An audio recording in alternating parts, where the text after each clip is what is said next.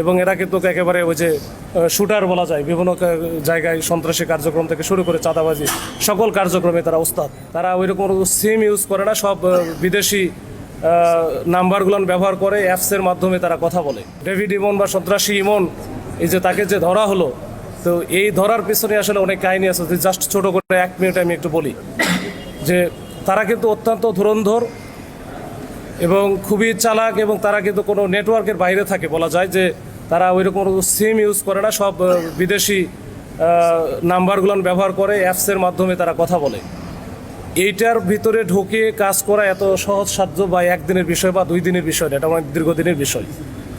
তো সর্বশেষ আমরা যখন এই চক্র, বিশেষ করে ডেভিড ইমনের, ও যখন দেশে যখন দেখতেছে যে তার ধরা পড়ার সম্ভাবনা আছে বা এটা বেশি আলোচিত হয়ে গেছে, তখন যে বিদেশে একজন আছে যে আলোচিত গ্যাং লিডার, যে সাজ্জাদ, বড় সাজ্জাদ ওরফে বড় সাজ্জাদ, তার পরামর্শক্রমেই তারা কিন্তু সে কিন্তু ইন্ডিয়াতে বা ভারতে পালিয়ে যাওয়ার একটা তার পরিকল্পনা ছিল। এই পরিকল্পনা সম্পর্কে আমরা সম্যকভাবে অবগত হই, এবং এখান থেকেই সে এই যে যাওয়ার চেষ্টা করে চট্টগ্রাম থেকে ঢাকা। এই যে চট্টগ্রাম থেকে ঢাকা যাওয়ার পথেও কিন্তু আমরা ওই দাউদকান্দি যে এলাকাটায়, ওইখানে আমাদের কুমিল্লা জেলার যে পুলিশ আছে, এসপি স্যারের সহযোগিতায় ওখানেও আমরা চেষ্টা করেছিলাম, কিন্তু পরবর্তীতে ওখানে আমরা সফল হতে পারি না। এরপরে ঢাকাতে ঢুকে যাই, তারা ওখানে গিয়ে কিন্তু গাড়ি বদল করে, তার ইভেন তাদের যে ড্রাইভার পর্যন্ত চেঞ্জ করে ফেলে। চেঞ্জ করে এটা একটা পর্যায়ে তারা আমাদের কাছে খবর আসে বা আমরা ওইভাবে এটা নিয়ে খবর পাই যে খুলনার দিকে যাবে। তা আমরা কিন্তু সেইভাবে এই যে পদ্মা সেতুতে যে টোল প্লাজা আছে, ওইখানেও কিন্তু আমরা একটা চেকপোস্ট স্থাপন করি। বিশেষ করে ওইখানকার মুন্সিগঞ্জের পুলিশ সুপার স্যারের তাৎক্ষণিক রেসপন্সে ওইখানে ভালো একটা আমরা চেকপোস্ট করি। কিন্তু আমাদের ওইখানে ব্যাড লাক যে আমরা ওই সময় আসলে ওইখানে ধরতে পারি নাই। এরপরে আমার পাস করে চলে যাই। আমরা জানি যে সে যাবে খুলনাতে, ওইভাবে আমরা রূপসার দিকেও আমাদের এটা ওই খুলনা জেলা পুলিশের সহায়তায় আমরা একটা চেকপোস্টের ব্যবস্থা রেখেছিলাম। কিন্তু ইতিমধ্যেই তারা তো বারবার আসলে অনেক ডিসিশনগুলো চেঞ্জ করে। তারা হঠাৎ করে দেখলো যে ওই গোপালগঞ্জ থেকে নড়াইলের দিকে ঢুকে যায়, তখন রাত্র আসলে প্রায় 3:30টার মতো বাজে।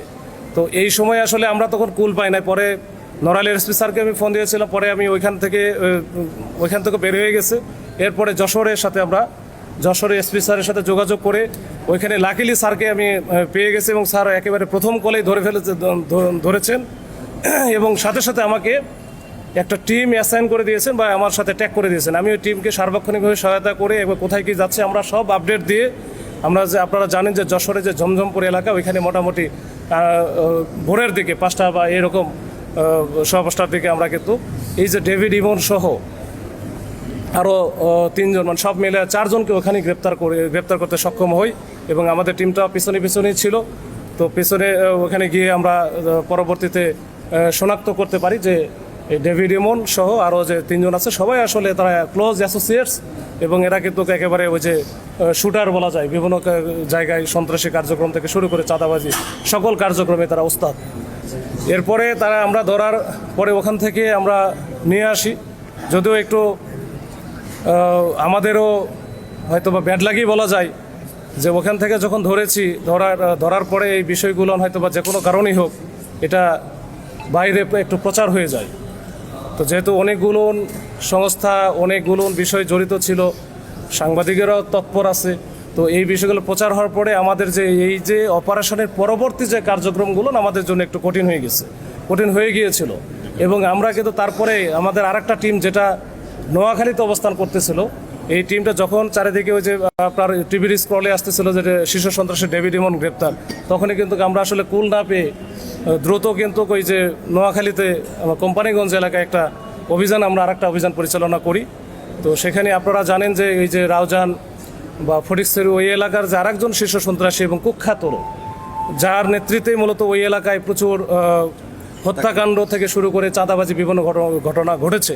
তো তাকে আমরা ওইখানে ধরার জন্য চেষ্টা করি। একটা বাড়িতে সে ছিল, কিন্তু বাড়ির ছাদ থেকে সে লাফ দিয়ে কোনোভাবে, মানে এটা আসলে অলৌকিকভাবে সে বেঁচে গেছে বা সে ওখান থেকে পার পেয়ে গেছে। তো আমার কাছে মনে হয়েছে যে ওইখানে সে ওই যে জাহান্নাম দেখেনি, কিন্তু দোজক দেখে ফেলছে। তো দোজক দেখে ফেলছে এই সন্ত্রাসী যারা আছে।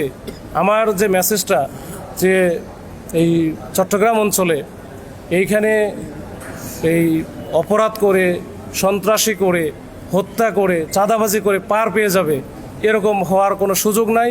এবং তাদেরকে প্রত্যেককেই আইনের আওতায় আসতে হবে এবং নিয়ে আসব। কোনো সন্ত্রাসী বা কোনো অপরাধী এই রাষ্ট্র বা সরকারের ক্ষমতার ঊর্ধ্বে না। তারা রাষ্ট্র বা সরকারের ক্ষমতার অবশ্যই একেবারে নিয়ন্ত্রণে। তো আমরা এটা নিয়ে কাজ করে যাচ্ছি। মাননীয় প্রধানমন্ত্রী থেকে শুরু করে মাননীয় প্রধানমন্ত্রীর যে সন্ত্রাসের ব্যাপারে যে জিরো টলারেন্স, ওইটা কিন্তু আমরা বাস্তবে প্রয়োগ করতে চাই।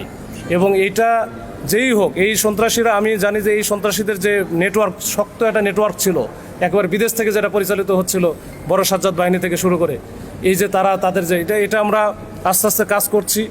এটা অনেকাংশেই আপনারা দেখেছেন যে এটা আমরা ভেঙে ফেলেছি, তবে এখনও পর্যন্ত তারা আছে। এটা পরবর্তীতে তাদের যারা আছে এখানে এই সংঘবদ্ধ চক্রের মূল হোতাগুলো এখনও আছে, তাদের ব্যাপারে আমাদের একই নীতি এবং এটা কিন্তু এটা চলতে থাকবে এবং নিরলসভাবে আমরা এটা লেগে আছি এবং কাজ করে যাব।